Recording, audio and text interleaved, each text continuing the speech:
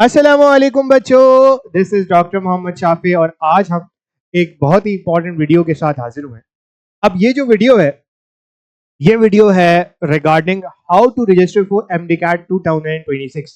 तो अगर आप एमडी-कैट के अंदर अपेयर होने वाले हो तो आपको रजिस्ट्रेशन करनी पड़ेगी, जो कि पीएमडीसी ने ऑलरेडी अनाउंस की है। और उसकी जो भी टाइमलाइंस थी और कहां कहां आपका जो है वो एग्जाम होने जा रहा है, क्या सिलेबस है, कितने क्वेश्चंस आ रहे हैं, इन सब के बारे में ऑलरेडी हम एक पिछली वीडियो के अंदर बात कर चुके हैं, जिसके अंदर हमने टाइमलाइंस को डिस्कस किया था। तो आज की वीडियो जो है वो है regarding how to actually register for MDCAT 2026। किस तरीके से आपने एमडी-कैट 2026 के लिए खुद को रजिस्टर करना है, हम उस पर आज बात करने वाले हैं। तो बेटा सबसे पहले तो बिना किसी देरी के आपने रजिस्ट्रेशन जो करनी है वो करनी है पीएमडीसी की वेबसाइट के ऊपर।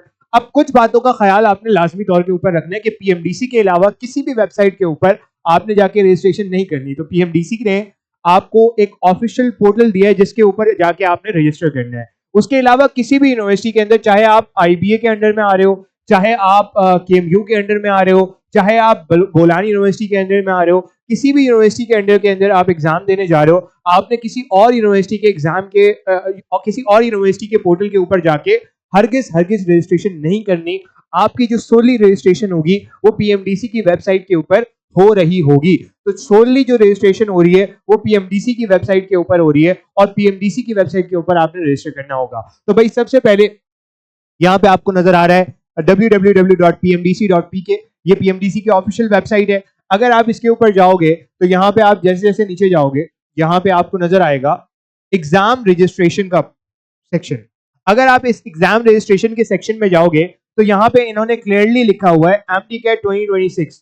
अब इस एमडी-कैट 2026 को आप जैसे ही क्लिक करोगे, यहाँ पे आपके पास एक पोर्टल अपेयर हो जाएगा, जिस पोर्टल के ऊपर आपने बेसिकली रजिस्ट्रेशन करनी है। इस पोर्टल का जो लिंक है वो यहाँ पे मौजूद है, mdcat.pmdc.pk। ये पोर्टल का लिंक है जिसपे आपने रजिस्ट्रेशन करनी है। तो अगर आप चाहो ये डायरेक्टली भी ओपन कर सकते हो।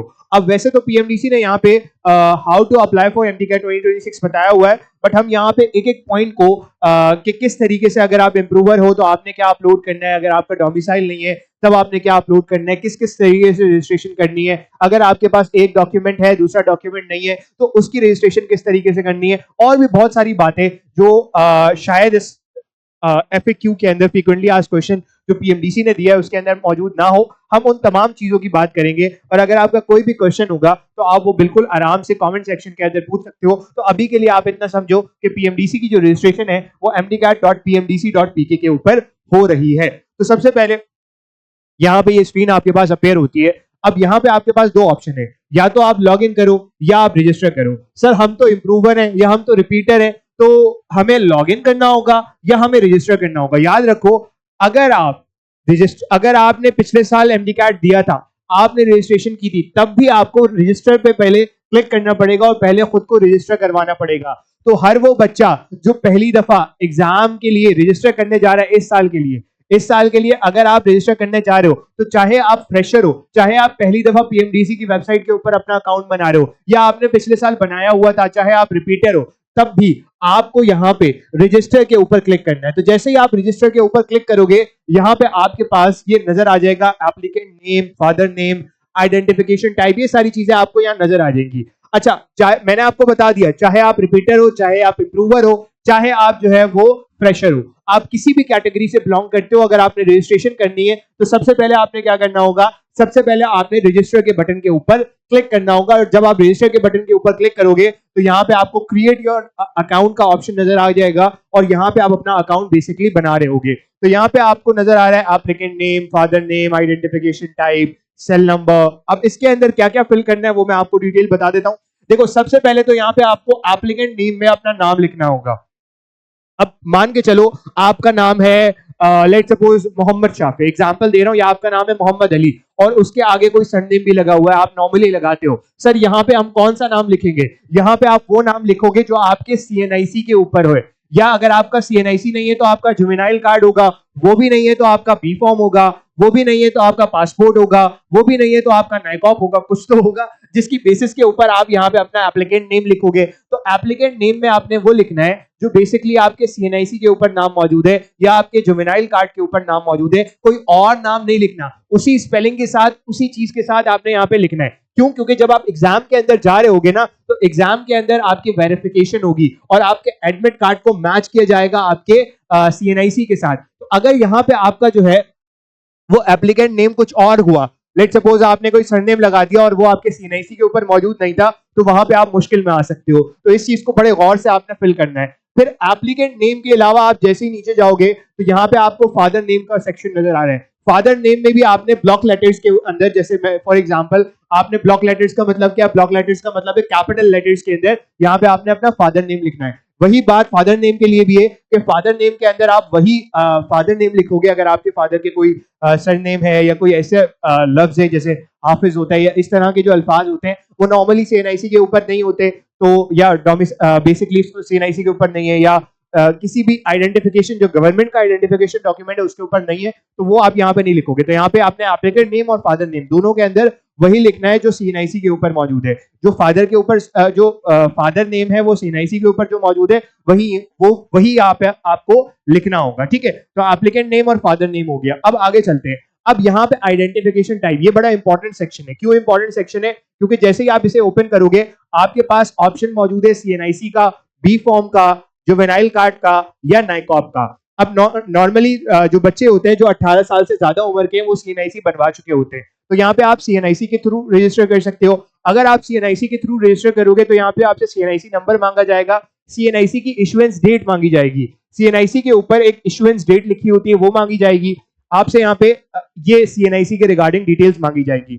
अगर आप इसके अलावा बी फॉर्म के थ्रू रजिस्टर करते हो तो बी फॉर्म के थ्रू रजिस्टर करने के ऊपर याद रखना PMDC के ने एक क्लियर नोटिफिकेशन अनाउंस किया था कि आपने अपना, चाहे आप 18 साल से कम उम्र ही क्यों ना हो, आपने जुवेनाइल कार्ड लाजमी तौर पे बनवाना है। अभी के लिए तो आप बी फॉर्म के थ्रू रजिस्टर कर सकते हो, बट बी फॉर्म के थ्रू अगर आप रजिस्टर करोगे तो साथ में आपने जुवेनाइल कार्ड की जो स्लिप है जो बेसिकली आपने बनने के लिए दिया होगा, तो ऑब्वियसली उसकी कोई ना कोई स्लिप होगी, वो जरूर लगानी है। ठीक है, लेकिन अभी के लिए आप ये समझो कि आपने बी फॉर्म का नंबर लिखना है, बी फॉर्म नंबर लिखना है। जो भी आपका बी फॉर्म के नीचे, आपके नाम के नीचे एक नंबर होता है, वो 13 डिजिट का जो नंबर है वो यहाँ पे आपने लिखना है। और बी फॉर्म के बिल्कुल नीचे एक बी फॉर्म इशुएंस डेट होती है, अब वो भी आपने यहाँ पे एंटर करनी होगी। ठीक है भाई, ये 18 साल से कम उम्र के लिए है। इसी तरीके से जुवेनाइल कार्ड के लिए भी आपने सेम काम करना है। जुवेनाइल कार्ड जब आपका इशू हुआ है उसकी डेट और या जुवेनाइल कार्ड नंबर जो भी है वो आप यहाँ पे एंटर करोगे। उसके अलावा नाइकॉब, नाइकॉब नॉर्मली जो है वो उसका नंबर होगा, तो नंबर आपने एंटर करना है, या आपने नंबर के साथ साथ उसकी इशुएंस डेट एंटर करनी है। तो इन 4 डॉक्यूमेंट्स के जरिए आप अपनी रजिस्ट्रेशन कर सकते हो, CNIC, बी फॉर्म या जुवेनाइल कार्ड या नाइकॉब। ये 4 ऑप्शंस आपके पास मौजूद है। आपने लेट सपोज आप 18 साल से बड़े और आपने CNIC बनवा लिया है, तो आप फिर CNIC के थ्रू ही रजिस्टर करोगे और यहाँ पे अपना CNIC नंबर और CNIC की इशुएंस डेट लिखोगे। आगे चलते हैं, फिर यहाँ पे आप अपना सेल नंबर लिखोगे। अब ये जो सेल नंबर है ना, ये बड़ा इंपॉर्टेंट है। क्यों इंपॉर्टेंट है? क्योंकि इस पे आपको जो है वो डिफरेंट नोटिफिकेशंस मिल रहे होंगे, तो इसलिए आपने सेल नंबर बड़े गौर से लिखना है। और सेल नंबर आपने वो लिखना है जो ऑपरेटर के साथ है। ऑपरेटर के साथ फॉर एग्जांपल अगर किसी का नंबर है 0320, एग्जांपल दे रहा हूं, अगर किसी की जैस की सिम है या अगर किसी की वारिद की सिम है तो उसका जो कोड होता है वो 2 से स्टार्ट होता है, तो आपने लिखना है 0320 या +92320। इस तरीके से आप लिख सकते हो। ज्यादा बेहतर है आप 03 से लिख लो और यहाँ पे आपने सेल नंबर लिखना है। अगर आप पाकिस्तान से बाहर हो तो ऑब्वियसली आप कंट्री कोड के साथ इसको सेल नंबर को लिख रहे होगे, तो यहाँ पे आपने लाजमी तौर पे वो एंटर करना है। उसके अलावा आप जो है वो जेंडर लिखोगे, सेल नंबर बिल्कुल सही लिखना है। उसके अलावा जेंडर आपने सेलेक्ट कर लिया, मान के चलो मेल। उसके अलावा आप बर्थ डेट, अब ये बर्थ डेट क्या है? देखो, बर्थ डेट आपने वही लिखनी है जो आपके CNIC के ऊपर है। अगर आपके पेरेंट्स ने बर्थ डेट को आगे पीछे किया हुआ है तो PMDC उसको नहीं मानती। PMDC उस बर्थ डेट को मानती है जो आपके CNIC के ऊपर या आपके गवर्नमेंट के ऑफिशियल डॉक्यूमेंट के ऊपर मौजूद है। फॉर एग्जांपल अगर किसी की एक्चुअल बर्थ डेट 2006 की है और उसके CNIC के ऊपर जो डेट है वो 2007 की है, तो ऑब्वियसली वो 2007 वाली आपने यहाँ पे एंटर करनी होगी। लाजमी तौर पे इस बात का आपने ख्याल रखना है। अच्छा, उसके अलावा आप यहाँ पे ईमेल एंटर करोगे। याद रखना वो ईमेल एंटर करना जो ऑफिशियल हो। पापा की परी इस तरह की ईमेल बिल्कुल भी एंटर करने की जरूरत नहीं है। ये आपकी जो है वो प्रोफेशनलिज्म को जाहिर नहीं करता, बल्कि ये आपका जिसे आप ये कहोगे कि नॉर्मली ऐसा एटीट्यूड जो प्रोफेशनल नहीं होता उसको जाहिर कर रहा होता है। तो यहाँ पे आपने जो है वो ईमेल लिखनी है जो आपकी ऑफिशियल ईमेल है। अब अगर आपके पास इस तरह की ईमेल है, पापा की परी और पापा का प्रिंसेस और इस तरह की ईमेल है, तो बेटा उस ईमेल को भूल जाओ, एक नई ईमेल बनाओ, प्रॉपर और एक ऑफिशियल ईमेल बना के उस ईमेल को आपने यहाँ पे एंटर करना है। अच्छा, इस ईमेल के ऊपर भी आपको चीजें मिल रही होंगी, इसलिए ईमेल का भी लाजमी तौर पे आपने ख्याल रखना है कि ईमेल भी आपने सही और करेक्ट एंटर करनी है, क्योंकि इसी के ऊपर सारी आपको जो भी गाइडलाइंस है, जो भी चीजें हैं वो आपको यहाँ पे देखने को मिल रही होंगी। उसके अलावा आप अपना यहाँ पे पासवर्ड सेलेक्ट करोगे, पासवर्ड आप कोई भी डाल सकते हो, फिर यहाँ पे आप अपना कंफर्म पासवर्ड करोगे, वही पासवर्ड यहाँ दोबारा लिखोगे, एंड देन फिर ये कैप्चा नजर आ रहा है तो 3+6 करके जो भी आंसर है वो यहाँ पे आप उसे जैसे ही एंटर करोगे देन आपने ऑप्शन पे क्लिक करना है साइन अप के। तो साइन अप के ऑप्शन पे आप जैसे ही क्लिक करोगे फिर आप अगली स्क्रीन के ऊपर चले जाओगे। अब जैसे ही आप साइन अप कर लोगे, रजिस्टर कर लोगे, तो यहाँ पे आपको एक ऑप्शन नजर आ रहा है कि जैसे ही आपने क्लिक किया तो यहाँ पे आपको नजर आ रहा है account created, your account has been created successfully. अच्छा, याद रखना जो आपने CNIC नंबर लिखना है ना वो विदाउट डैशेस लिखना है, विदाउट डैशेस आपने CNIC नंबर लिखना होगा। अब यहाँ पे आप जब लॉगिन के ऊपर क्लिक करोगे तो वही CNIC नंबर जो आपने थोड़ी देर पहले लिखा था वही लिखोगे और यहाँ पे पासवर्ड एंटर करोगे, ठीक है।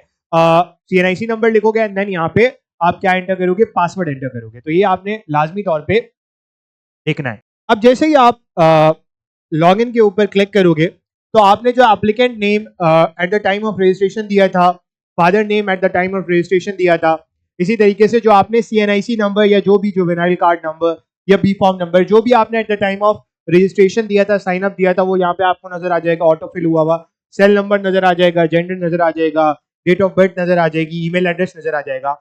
अब आपने जो असल काम करना है वो यहाँ पे करना है। सबसे पहले आप सिलेक्ट करोगे city of residence. City of residence में आपने वही सिटी सेलेक्ट करना है जहां आप रहते हो।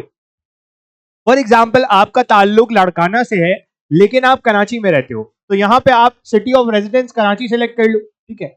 आपने क्या सिलेक्ट करना है, कराची सेलेक्ट करना है। अब मान लेते हैं यहाँ पे जो भी आपका शहर है वो आपने सेलेक्ट करना है। अब सिटी ऑफ रेजिडेंस में एक बात का ख्याल रखना है, अगर आपका शहर या आपका जो गांव है वो यहाँ पे मौजूद नहीं है तो तब आपने सेलेक्ट करना है करीबी शहर, जो भी आपके गांव देहात या इस तरह से करीबी है वो आपने सेलेक्ट यहां पे कर लेना है, ठीक है। तो अब यहां पे आपको नजर आ जाएंगे जितने भी शहर हैं वो यहां पे आपको नजर आएंगे, ठीक है। यहां पे आपको सारे शहर नजर आ रहे हैं। अब यहां पे आपने जब कराची सेलेक्ट कर लिया, ये जो भी आपका सिटी ऑफ रेजिडेंस है वो सिलेक्ट कर लिया आपने, अब आपके पास ये ऑप्शन आएगा कि आपका रेजिडेंस स्टेटस क्या है, अर्बन है या रूरल है। देखो अर्बन और रूरल में फर्क क्या है, अर्बन बड़े शहरों को कहते हैं, जैसे कराची हो गया, लाहौर हो गया, कोयटा हो गया, इस्लामाबाद हो गया, ये सारे बड़े बड़े शहर हैं, हैदराबाद हो गया। अब रूरल जो है ये वो शहर होते हैं जो जिन्हें आप बाकायदा तौर पे शहर नहीं कह सकते। तो सिंध के अंदर अर्बन और रूरल की बहुत अच्छी डिफ्रेंसिएशन है, मतलब एक क्लियर डिफ्रेंसिएशन है, तो आप वो समझ जाओगे, वो मसले वाली बात नहीं है। बस आपने ये ख्याल रखना है कि अगर आप किसी बहुत बड़े शहर में रहते हो तो आप अर्बन सेलेक्ट करोगे, और अगर आप किसी छोटे शहर, गांव या देहात में रहते हो तो आप यहाँ पे रूरल सेलेक्ट करोगे। तो कराची एक अर्बन शहर है तो आपने अर्बन सेलेक्ट कर लिया। उसके अलावा फिर आपसे पूछ रहा है कि ये बताएं कि आपका डोमिसाइल का प्रोविंस क्या है, आपका डोमिसाइल कहाँ का इशू हुआ है, जहां का आपने डोमिसाइल बनाया है, या अगर नहीं बनवाया तो आपने बनने के लिए देना डोमिसाइल, और अगर आप बनने दोगे तो किसी ना किसी डिस्ट्रिक्ट से बनने दोगे। जिस डिस्ट्रिक्ट में आप रहते हो, जहां आपका आबाई घर है, वहां पे आप डिस्ट्रिक्ट में डोमिसाइल बनने के लिए दोगे, तो वही डिस्ट्रिक्ट यहाँ पे आपने क्या करना होगा, सिलेक्ट करना होगा। वही सूबा, यहाँ पे तो बेसिकली सूबा सिलेक्ट करना है, तो वही सूबा या वही जो रीजन है वो आपने सेलेक्ट करना होगा। फॉर एग्जाम्पल अगर किसी का डोमिसाइल लाहौर का है तो ऑब्वियसली पंजाब सेलेक्ट करेगा, अगर किसी का डोमिसाइल कराची का है, लाड़काना का है, हैदराबाद का है, थर पारकर का है तो वो सिंध सेलेक्ट करेगा, अगर किसी का डोमिसाइल पेशावर का है वो KPK सेलेक्ट करेगा, अगर किसी का डोमिसाइल कोयटा का है तो वो बलूचिस्तान सेलेक्ट करेगा, इसी तरीके से गिलगित बल्तिस्तान और आजाद जम्मू एंड कश्मीर, ठीक है। तो अब फॉर एग्जांपल सिंध का डोमिसाइल है, अब यहाँ पे आपसे डिस्ट्रिक्ट पूछेगा, जो भी आपका डिस्ट्रिक्ट है जहां का आपका डोमिसाइल बना हुआ है, जैसे कराची के अंदर तो कराची सेंट्रल है, कराची ईस्ट है, कराची वेस्ट है, कीमाड़ी है, कोरंगी है, इसी तरीके से मलीर है, ये सारे डिस्ट्रिक्ट आपको नजर आएंगे। तो जो भी आपका डिस्ट्रिक्ट है ना वो यहाँ पे आपने सेलेक्ट करना है। यहाँ पे सारे सिंध के डिस्ट्रिक्ट आ गए, बदीन, दादू, घोटकी, हैदराबाद, जैकबाबाद, जामशूरो, जो भी नजर आ रहा है आपने वो यहाँ पे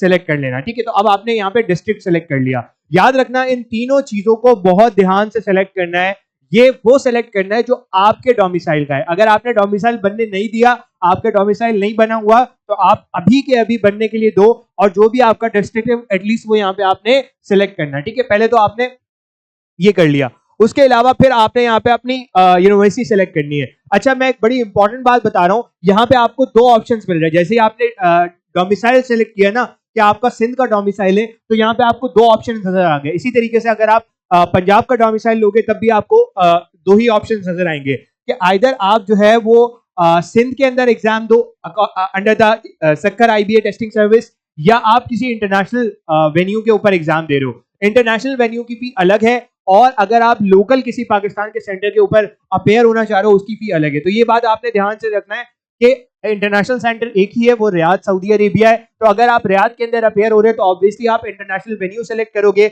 और अगर आप किसी भी लोकल एग्जाम सेंटर के ऊपर अपेयर होना चाहते हो तो जाहिर सी बात है जहां का भी आपका डोमिसाइल है उसी सूबे के अंदर आपको अपेयर होना होगा। यहां मैं एक बात बड़ी इंपॉर्टेंट बताता चलूं कि अगर किसी का डोमिसाइल लेट सपोज पंजाब का है और वो कराची में रह रहा है, तो उसको ऑब्वियस ही बात है कि जाके पंजाब में ही एग्जाम देना होगा अंडर UHS। तो ये बात आपने ध्यान रखनी है कि अंडर UHS ही आपको एग्जाम देना होगा अगर आपका डोमिसाइल पंजाब का है। सिंध के लिए वही मामला है जो पंजाब के लिए मामला है, तो सारे सूबों के लिए मामला इसी तरीके से। तो आपने सेलेक्ट कर लिया सिंध। सिंध आपने जैसे सेलेक्ट किया, अब आपने टेस्टिंग सिटी जो है वो क्या करना है, सिलेक्ट करना है। याद रखना ये एक दफा अगर आप सिलेक्ट कर लेते हो ये चेंज नहीं होगा। तो आपने इस बात का लाजमी तौर पे ख्याल रखना है कि 16 अगस्त को जब एग्जाम हो रहा होगा तो आप किस सिटी में एग्जाम आराम से दे सकते हो, आराम से पहुंच सकते हो, या आराम से उस शहर के अंदर जाके एग्जाम देने में आपको आसानी है।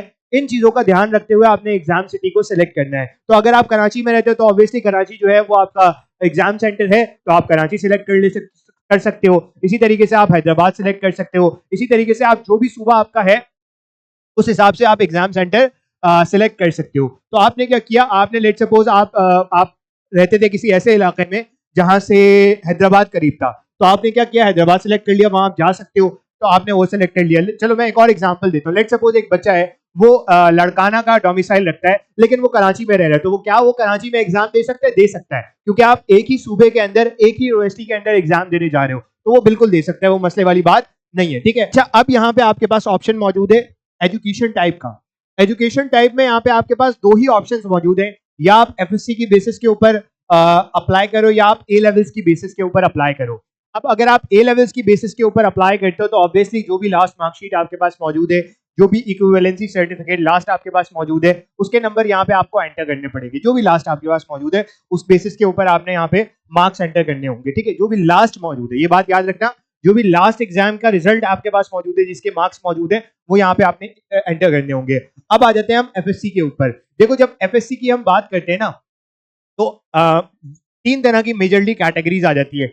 एक वो बच्चा जो बिल्कुल फ्रेशर है, जिसने अभी अभी सेकेंड ईयर के रिजल्ट दिए हैं, उसके पास सेकेंड ईयर के एग्जाम दिए, उसके पास सेकेंड ईयर का रिजल्ट नहीं है। अगर आपके पास सेकेंड ईयर का रिजल्ट नहीं है, कोई मसले वाली बात नहीं है, यहाँ पे आपने FSC सेलेक्ट करना है और यहाँ पे आपने अपने फर्स्ट ईयर के मार्क्स लिख देने हैं। अगर 550 में से मार्क्स हैं तो टोटल मार्क्स में 550 आ जाएगा, और ऑब्टेन मार्क्स जो भी आपके हैं वो यहाँ पे आपने एंटर कर देने हैं। अगर लेट सपोज आपके पास, अगर आप इम्प्रूवर हो, अब अगर आप इम्प्रूवर हो और आपने इस साल इम्प्रूवमेंट के एग्जाम दिए, तो यहाँ पे आप जो भी लास्ट रिजल्ट था सेकेंड ईयर का वो आप लिख सकते हो, वो यहाँ पे आप डाल सकते हो, क्योंकि इसका ताल्लुक एग्रीगेट से नहीं है। एग्रीगेट के लिए आपको अलग एक फॉर्म दिया जाएगा जब भी एडमिशन प्रोसेस होगा MDCAT के बाद, उसके लिए आपको अलग से जो है वो मार्कशीट सबमिट करवानी होगी, तब आपके पास इम्प्रूवमेंट का रिजल्ट होगा, तो वो आप इम्प्रूवमेंट का रिजल्ट लगा सकते हो वहां पे। यहाँ पे आपने वो रिजल्ट लगाना है जो आपका लास्ट रिजल्ट है, इससे एग्रीगेट नहीं बनेगा, तो इसलिए इससे परेशान होने की जरूरत नहीं है। अगर आपको लगता है कि आपका लेट सपोज परसेंटेज 75 है और आपने इस साल इंप्रूवमेंट के एग्जाम दिए, आपकी परसेंटेज बढ़ जाएगी, तो आपने वो 75 वाला रिजल्ट यहाँ लिख लेना है, लाजमी तौर पर लिखना है। ठीक है, क्यों लिखना है? क्योंकि इससे एग्रीगेट का कोई ताल्लुक नहीं है। ये तो हो गए वो जो इंप्रूवर है। अब जो रिपीटर है, जिन्होंने इंप्रूवमेंट नहीं दी, जस्ट वो इस साल एग्जाम में अपेयर होने जा रहे हैं, MDCAT में अपेयर होने जा रहे हैं, वो भी यहाँ पे अपना लास्ट रिजल्ट ही लिखेंगे। तो लाजमी तौर पे इस बात का ख्याल आपने यहाँ पे रख लेना है। ठीक है, बाकी आप मैट्रिक की बेसिस के ऊपर और किसी और एग्जाम की बेसिस के ऊपर नॉर्मली एग्जाम में रजिस्ट्रेशन नहीं कर सकते, इस बात का ख्याल आपने लाजमी तौर पे रखना है। फिर यहाँ पे आप अपना एजुकेशनल बोर्ड सेलेक्ट करोगे। अब यहाँ पे आप एजुकेशनल बोर्ड के अंदर जो भी आपका एजुकेशन बोर्ड है,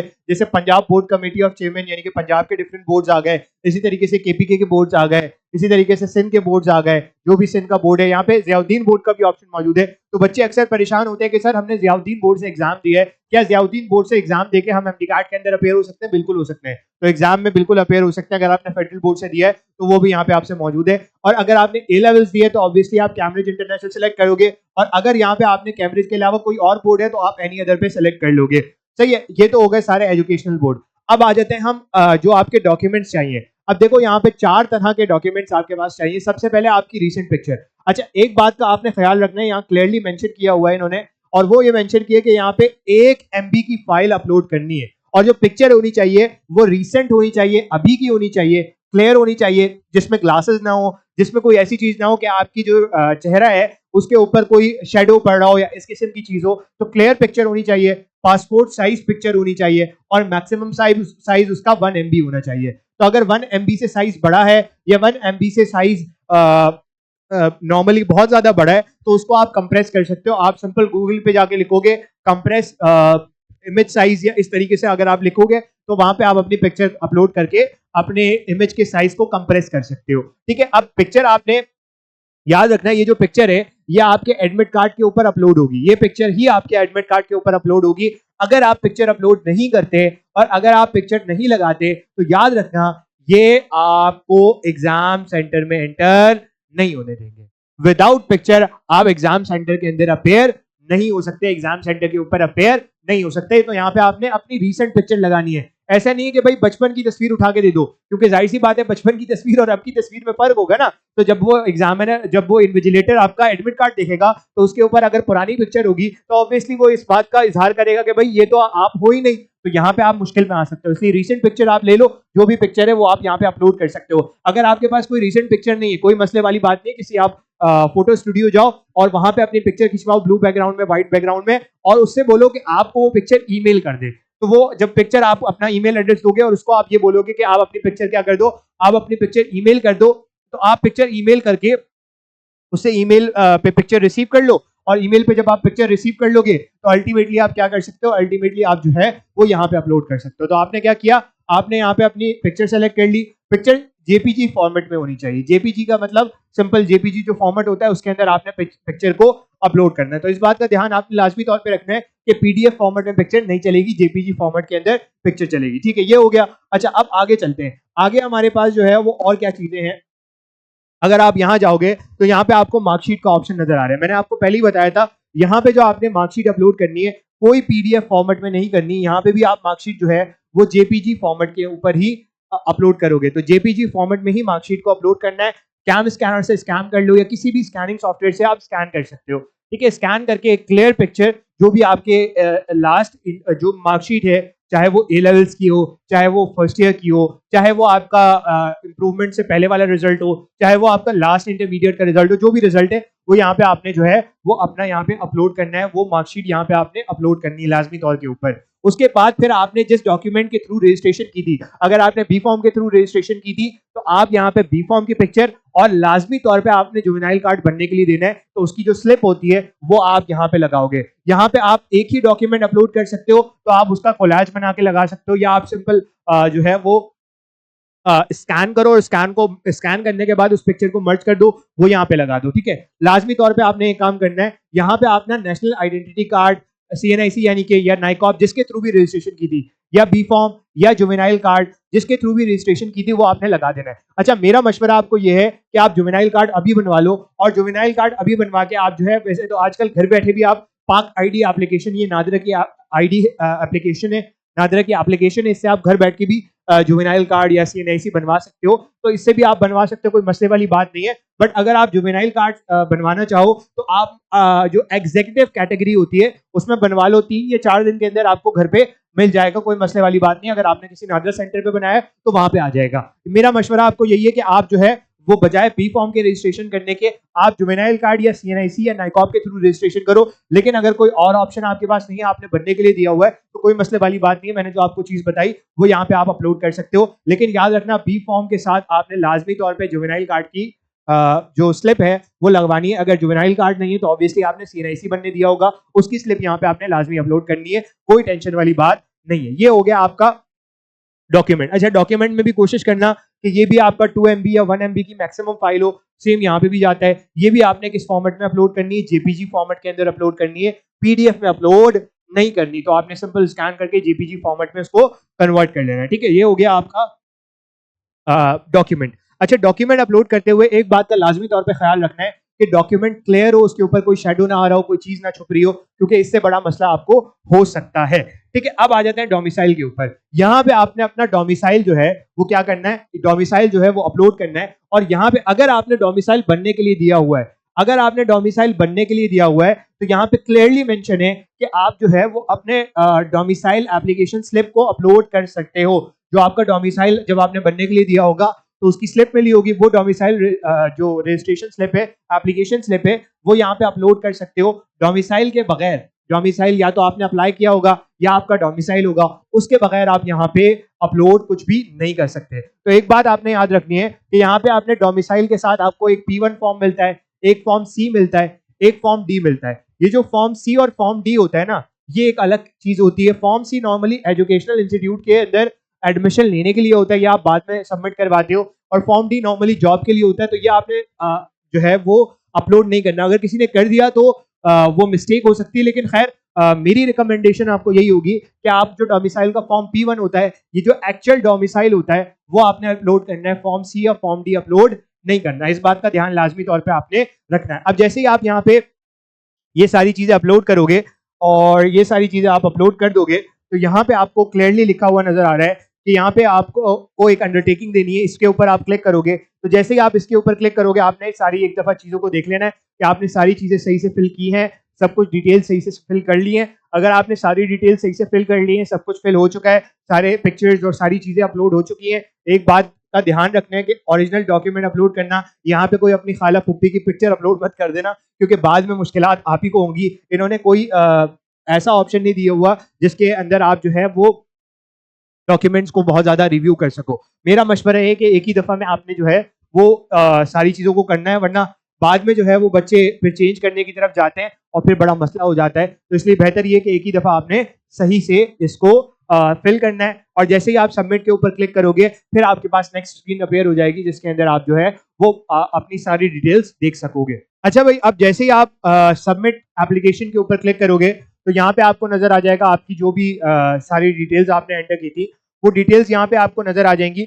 अच्छा, जो आपने एफएससी के अपने मार्क्स लिखे, जो भी मार्क्स लिखे, उसके बाद आपको परसेंटेज लिखने की जरूरत नहीं है, परसेंटेज ये खुद कैलकुलेट करके यहाँ पे आपको दे देगा। अच्छा, यहाँ पे एक बड़ा इंपॉर्टेंट ऑप्शन है जिसको आपने देखना है। यहाँ पे लिखा हुआ है पेमेंट स्टेटस के ऊपर कि आपका पेमेंट का स्टेटस क्या है। तो अभी आपने फी पे नहीं की, तो यहाँ पे अनपेड का ऑप्शन नजर आ रहा है। अब सवाल ये होता है कि सर हम फीस कैसे पे कर सकते हैं? तो फी पे करने के लिए जैसे ही आप पे नाउ के बटन के ऊपर क्लिक करोगे, तो यहाँ पे आपको नजर आ रहा है कि आपकी फी, पहले तो सिंपल यहाँ पे लिखा हुआ है कि फी जो है वो नॉन रिफंडेबल, नॉन ट्रांसफर है। और नॉर्मली जो है वो अगर आपको पेमेंट से रिलेटेड कोई इशू है, जिसमें आपने अगर बैंक में कोई पेमेंट की है, तो आप ये 3 बंदों के नाम यहाँ लिखे हुए हैं, इनसे कांटेक्ट कर सकते हो।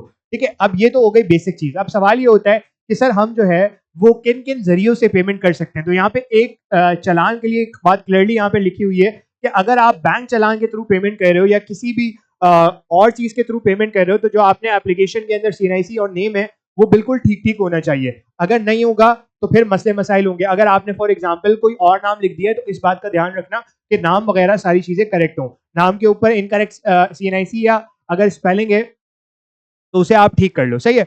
अच्छा, अब यहाँ पे लिखा है इफ चालान form is generated with an incorrect CNIC और name spelling, it must be submitted to bank as it is. ठीक है, अगर कोई आपने CNIC के अंदर कोई गड़बड़ कर दी है, नाम की स्पेलिंग में कोई गड़बड़ कर दी है, तो कोई मसले वाली बात नहीं है। आप सिंपली क्या करो, आप सिंपली जो है अगर आपने सबमिट कर दिया है, बैंक के अंदर सबमिट कर दिया, तो कोई मसले वाली बात नहीं है, कोई नया चालान जनरेट करने की जरूरत नहीं है। लेकिन बेहतर यह है कि आपने अपने नाम की स्पेलिंग और CNIC जो है वो ठीक ठीक रखना है, ताकि ये मसले मसाइल आपको ना आए। ठीक है, अब आपने जैसे यहाँ पे क्लिक किया है agree that the payment is non refundable and non transferable, तो अब आपके पास नीचे यहाँ पे 2 ऑप्शंस है। या तो आप ऑनलाइन पेमेंट के थ्रू कर सकते हो, या आप MCB के बैंक चालान के थ्रू कर सकते हो। अगर आप MCB के बैंक चालान के थ्रू करोगे, तो यहाँ पे आप जैसे ही क्लिक करोगे, यहाँ पे जो आपका चालान है वो डाउनलोड हो जाएगा। ठीक है, अब यहाँ पे आपका चालान डाउनलोड हो जाएगा। यहाँ पे आपने क्लिक किया और यहाँ पे क्लिक करने के बाद आपका जो चालान है वो डाउनलोड हो गया।